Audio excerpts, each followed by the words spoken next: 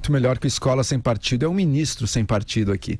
É preciso ter cautela aqui para ver se vai realmente se concretizar essa nomeação. Mas se for, e daí eu sou o primeiro a dizer, é uma excelente nomeação. Aí sim a gente tem um nome de alguém que é da área e que não só é da área.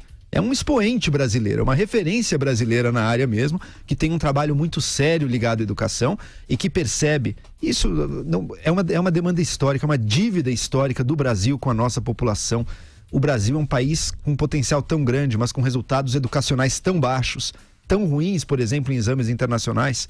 E o Wagner, o Mozart Neves, confundiu o compositor, confundiu o Joel, confundiu o Neves. É muito sofisticado esse programa, aqui a gente só lida com um compositor clássico. Exato. E ele está dentro dessa agenda das reformas necessárias para a educação. E vejam só, ele tem artigos aqui que vocês podem ler aí na internet, falando, por exemplo, das propostas do Todos pela Educação, do qual ele inclusive foi parte, e que dão realmente uma agenda de uma reforma da educação brasileira, porque não são mudanças pontuais aqui e ali, isoladas, que vão fazer diferença.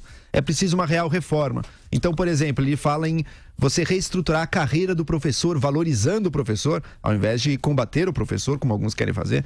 Você tem que repensar a governança do sistema de ensino, você tem que pensar no financiamento da educação. Você tem o Fundeb, mas como é que você vai distribuir esses recursos? Enfim, são uma educação para a primeira infância, outra pauta central. Muito do nosso déficit se deve ao abandono das crianças mais carentes nesse período aí da primeira infância. Então ele traz realmente a agenda assim, ideal para o Brasil.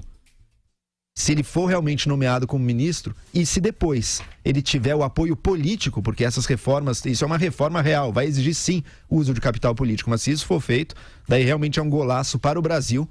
E felizmente é o governo mostrando que ele está superando uma agenda muito ideológica lá de trás da campanha, escola sem partido, escola militar, que não são a prioridade do momento, não são escaláveis no caso da escola militar. Então realmente talvez não seja o caminho, e trazendo daqueles que entendem do assunto, que estão dando a solução aqui. Então, se houver mesmo a aposta nele, daí eu não tenho nenhuma restrição em dizer que é um golaço do governo Bolsonaro.